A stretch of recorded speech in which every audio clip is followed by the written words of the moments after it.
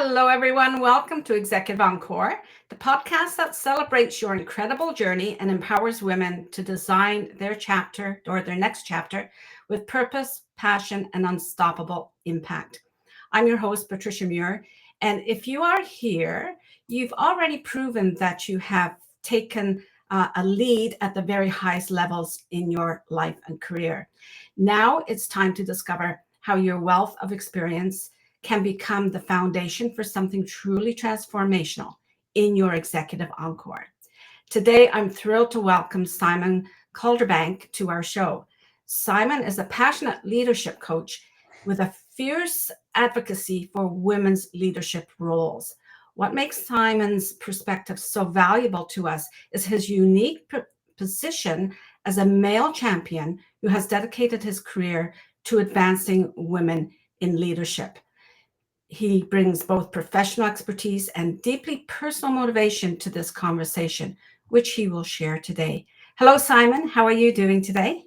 I'm lovely, Patricia. Lovely to see you. And it's always great when you hear that introduction. And obviously, it's about you, it's about us.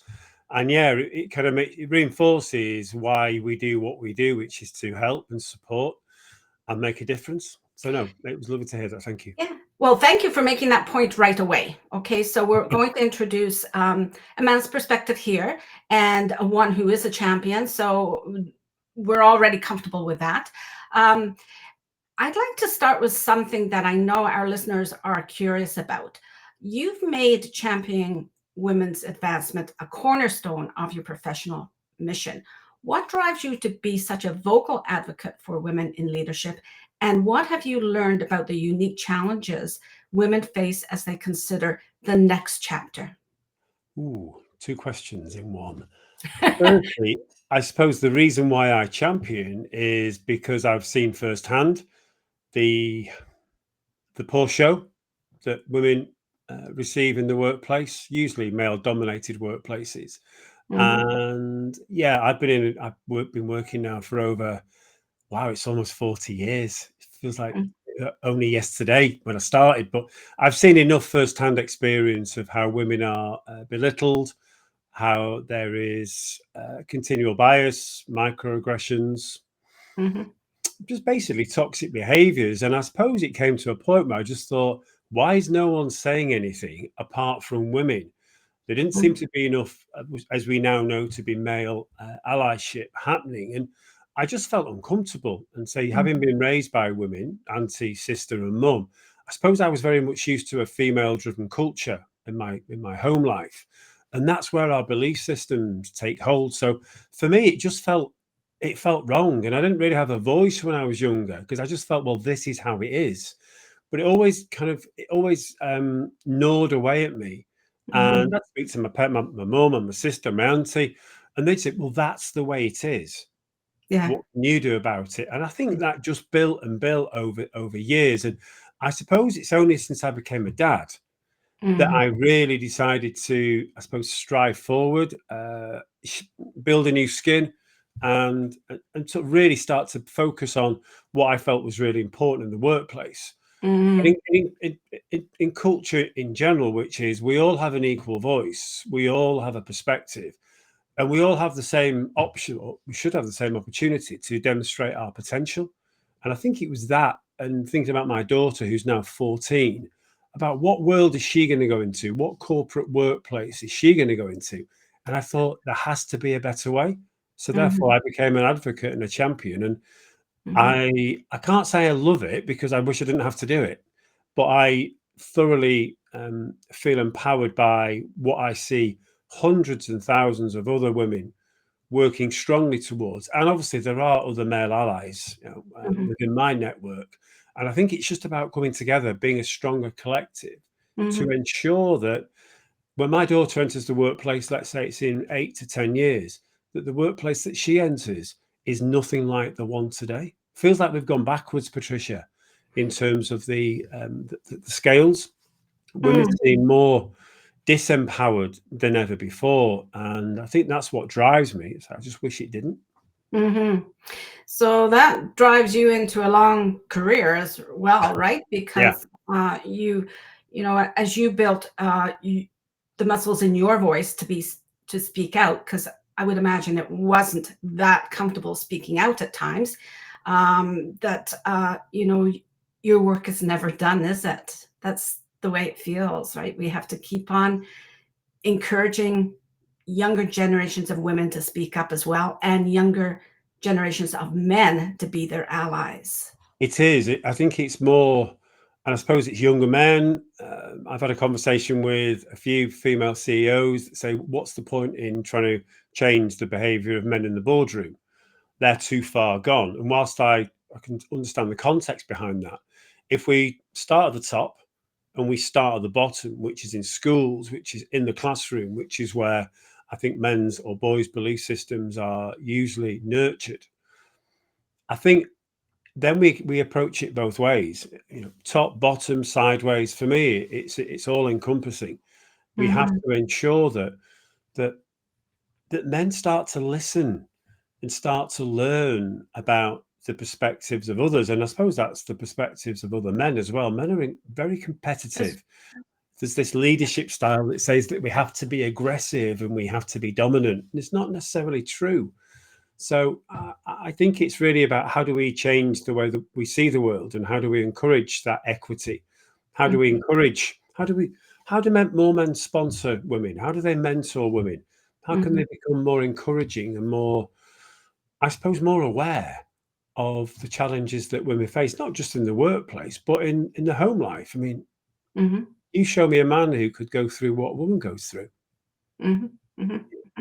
Childbirth, Yeah. for starters, Yeah. menopause, men are beyond the backs, quite literally. So I just think there has to be some recognition and some credit where it's due that Yeah. we coexist in this world, and that's multiple genders. So it's about time we learn to live with each other and live alongside each other, and actually, get the best out of each other, as opposed to be always these warring factions. Makes no sense to me. But I was raised by a woman, so that's kind of what I'm used to. Mhm, mhm, mhm.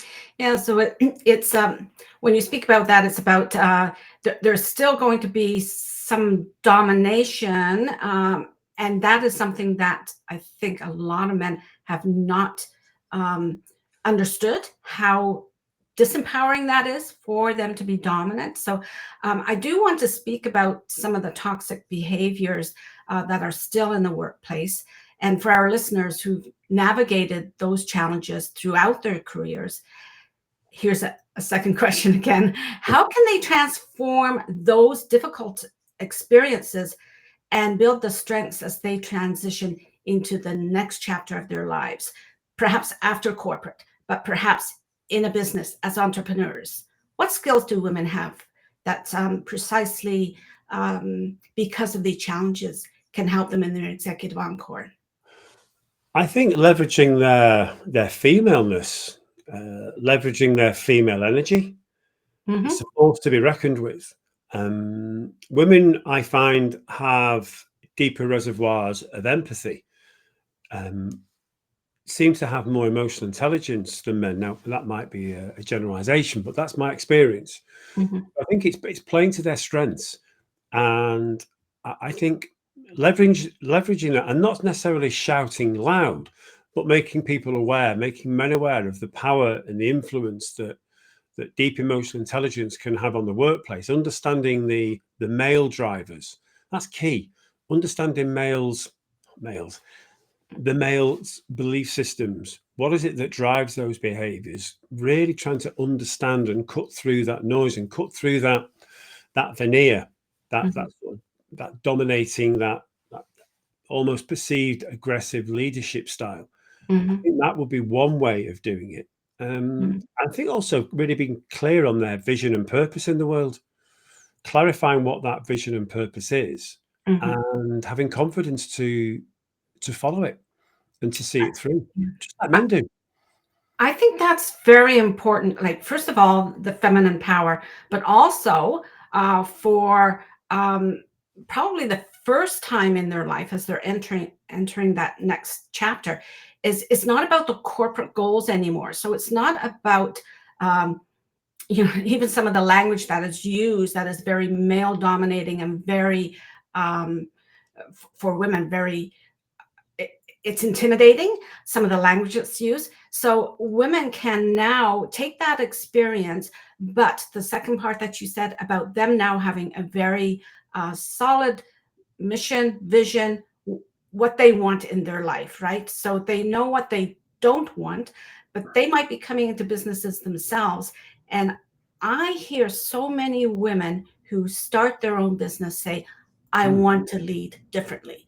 So that tells me how they've been led or how they have been encouraged to lead in corporate life is not the way, it's not natural for them. And therefore it was always hard work and intimidating to keep up.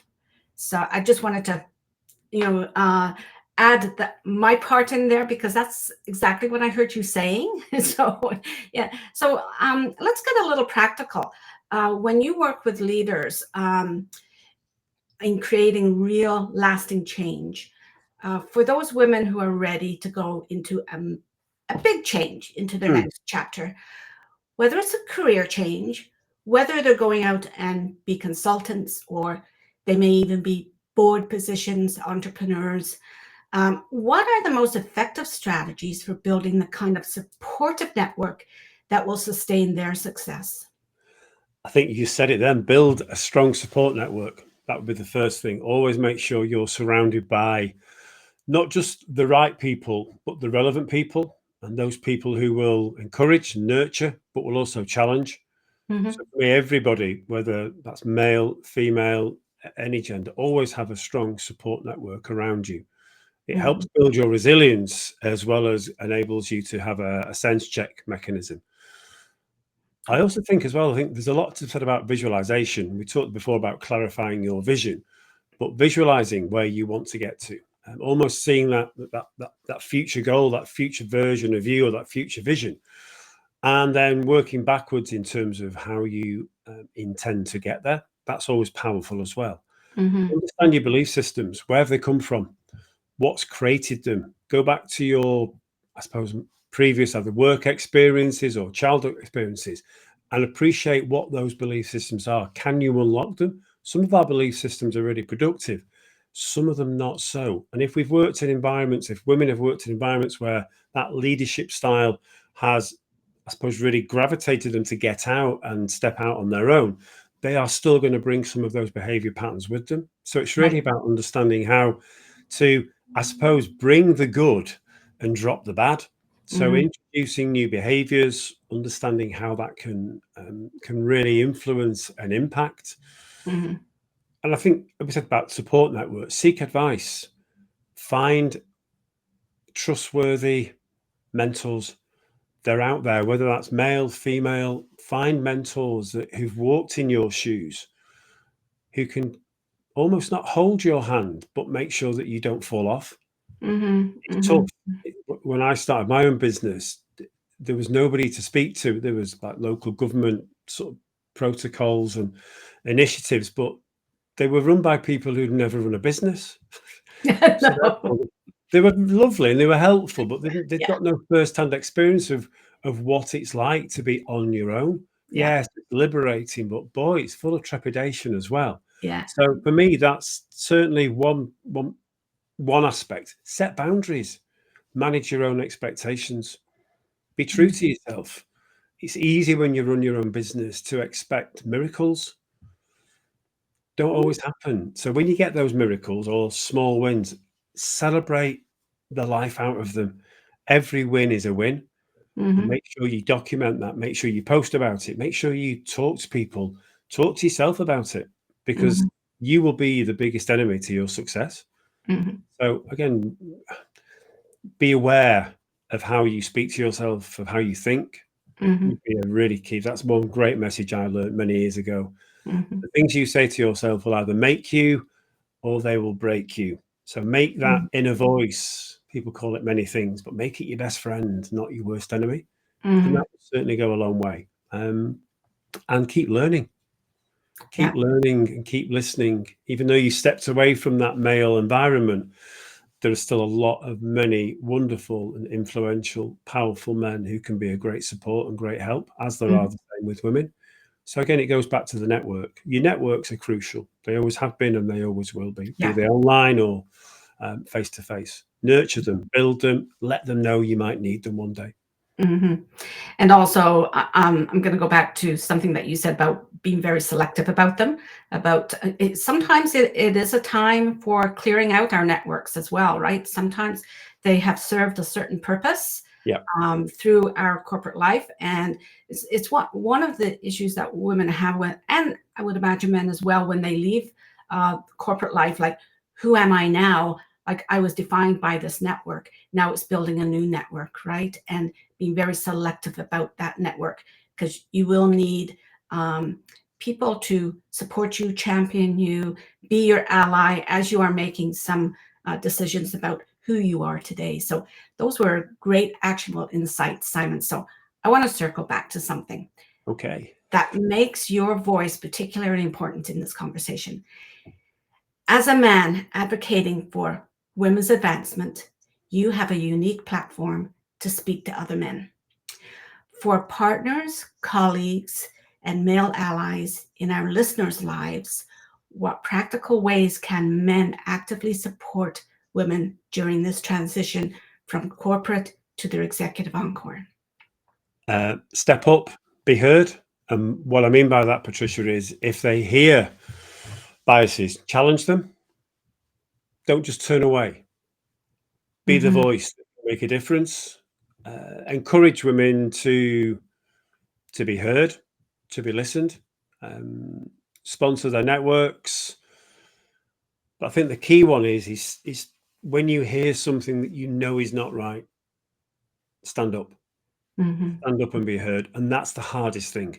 That is the hardest thing, because that's breaking perhaps your own biases as well. Yes. But that's what makes a difference. If one man can do that in one meeting, in every business across the globe, just think of the ripple effect that would have. Yeah. Yeah. It only takes one person to make that first step. And when it does, and the thing is, you might other men go, oh, I'm glad someone said that, because I've been thinking that, but I didn't know what to say, or didn't think it was right for me to step up. I thought it might come across as patronizing. No, if it's delivered in the right way, it'll come across as empowering, as encouraging, as empathetic, and as understanding. So that's the key thing for me, is get men to hear it and stop it, denounce it there and then. Don't think about it. Don't do it in the moment. That's when it's powerful. Stopping it is a very brave movement, because I noticed that it does become uncomfortable. You can see how some men are uncomfortable, but they also like that discomfort that they have. It sometimes comes out as not condescending, but that they will perpetuate the bias or discrimination with a joke. Okay, it's almost like that difference between assertiveness, communication, and passive. It's passive. They're trying to get their point across, but it's as a joke. So that's something that I don't think many of us realize, just how intimidating that can be. Even amongst women, I'll say that as well. Even amongst women, sometimes we don't realize that we're perpetuating the stereotype because of a joke that we might make. So, okay. Yeah, it softens the impact, even though that the voice is being heard. It's been received in the wrong way, Yeah. and I just think it's about people overcoming that fear, because that's what it is. Again, it's a belief system. It's to think, well, what impact is this going to have?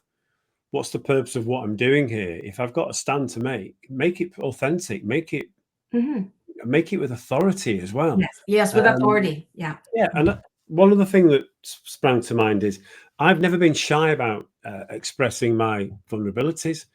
So I think the more men that can model vulnerability within the workplace, that can only be a good thing as well. Demonstrate that men aren't this all-encompassing, all-empowering, or conquering self. That's just a veneer. It's a veneer that, again, has been built into them. So I think model empathy, model vulnerability, model your understanding, listen to learn. Yeah. Get men to listen to women's perspectives. And again, and I just think that will make such a difference. Remember, what's the expression we say? If we can change the way we behave by 1% every day, imagine how we'd be in a week's time, 2 weeks' time, 3 weeks' time, 4. Sometimes it only takes small steps to create big change. Yeah. Yeah. That's Yeah. crucial. And I say, remember that one person, one man in one meeting, in every office, in every city, in every country. Mm-hmm. There's your movement. Mm-hmm. I can do it. Mm-hmm. Anyone can do it. Mm-hmm. You've got to want to do it, Patricia. Good. And I've got a question that's personal for you, okay? Not too personal. When you look at the work that you're doing and the conversations that you're having today, what gives you the most hope about the future for future generations of women, especially your daughter? My daughter. Mhm. My daughter gives me hope. Your daughter gives you hope? Yeah, because Yeah. the way Mm. she sees the world, she has such intuition and empathy. And what's beautiful about her is that she doesn't yet know that. I see it, I feel it, I experience it, and she's yet to her self-awareness isn't quite there yet. But the Mhm. way she sees the world, she's one of life's helpers. She wants to nurture, she wants to support. She's also very talented, but again, she's 14, so she's not really kind of crafted her skill sets. But just in the last 6 months, I've seen a big shift in how she behaves, Oh, performs, and it's that for me that gives me hope, because when I see her and then see her friend sets, I do believe that the world can change. Of course, on the flip side, I also see lots of teenage girls who don't model my daughter. They're very different, but then again, they're displaying different energies. So I think I have hope, but I'm also practical to mhm, know that we're still a long way off. mhm, And my partner talks about what happens in school, and it's how do we educate and how do we re-educate young boys? How do we turn that tide? Because it feels like there's a tidal wave we've not yet felt. mhm. So for me, it's about, yeah, hope is there, but I've always got my eye or my head looking over both shoulders Right. to ensure that the direction of travel is positive, or is relevant, I should say, and it's heading in the right direction. That's such an inspiring note to end on.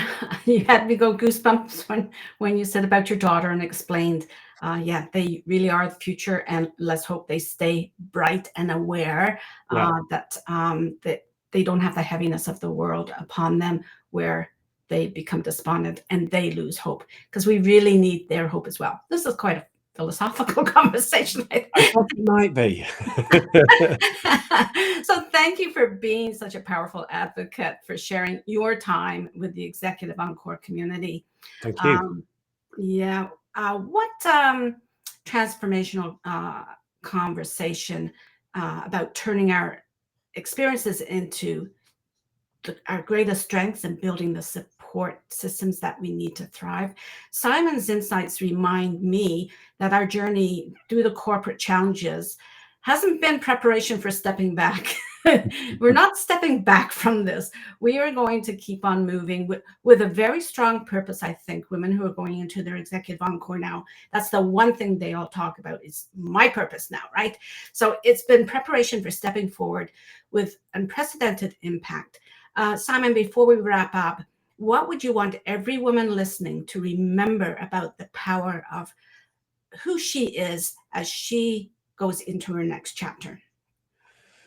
Ooh.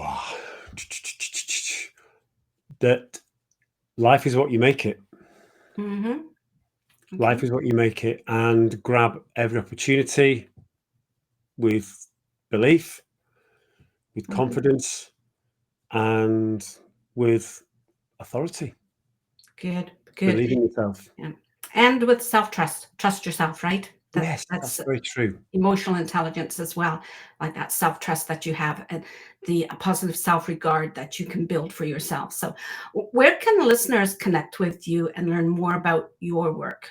I'm usually very active on LinkedIn. That's where I'm normally seen, visible, where you'll find my learnings, my opinions, my thoughts on the world, and yeah, I think I'm that voice that constantly talks about gender equity, male allyship, and how it needs to get better and stronger. So that's where people can find me. And please reach out and let's have a conversation, because the more conversations we can have, the more ripple effects we can create, and therefore the more changes we can hopefully enjoy before our time is called. Because obviously, so yeah, that's the best place to get me.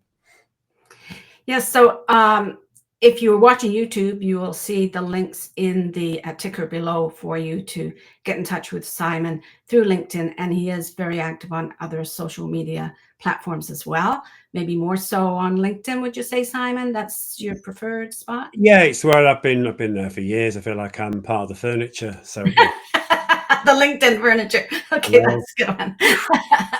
Okay, and for those who are listening, you're on the podcast. All the links will be in the show notes anyway, so you can always pick through the show notes and get in touch with Simon. If today's episode inspired you, here's how you can take action right now. First, subscribe to Executive Encore, the podcast, and YouTube, wherever you listen to podcasts or watch YouTube.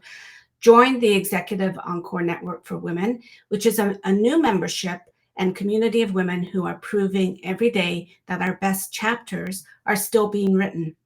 Feel free to email me or add comments for more information. I'll get back to you on that.